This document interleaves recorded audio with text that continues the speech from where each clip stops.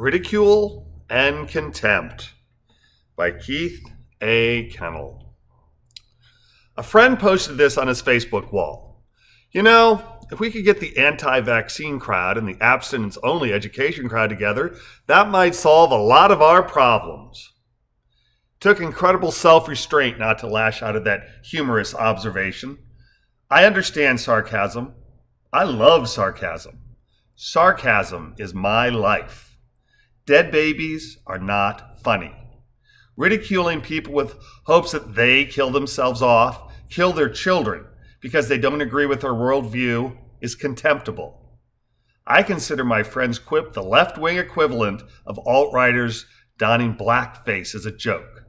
Not funny, amigos. At the risk of sounding like I'm defending anti-vaxxers, we know that the risk of a child developing autism as a result of vaccinations is zero. The increase in autism diagnoses is a result of changing the parameters for who is considered autistic. Autism jumped beginning in 1987 because the DSM made autism a much broader spectrum rather than a narrowly defined category. Prior to 1987, only the profoundly autistic were considered autistic. When the diagnoses became a spectrum, the number of autistic people didn't increase. The number of autism diagnoses did. The change in vaccination schedule had zero effect on the number of people with autism. None.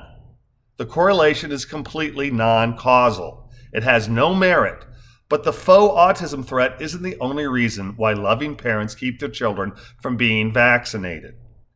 Babies do die from vaccinations, and the parents of those children have to live with knowing they delivered their healthy child to a needless death. How many children die this way? Very, very few.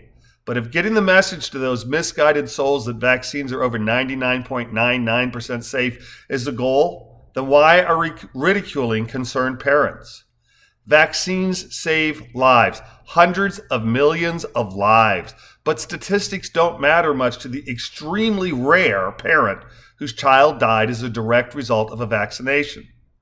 Is the tiny risk of death outweighed by the billions of lives vaccines save?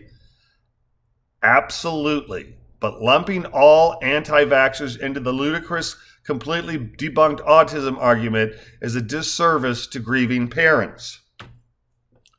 By the way, I'm a huge supporter of sex education. Sex education should start in kindergarten and continue through high school. While I hope children postpone being sexually active until they are adults, we know that nearly 2/3 of U.S. children have sex before reaching 18 years of age. We also know that abstinence-only education leads to a greater number of unwanted teen pregnancies.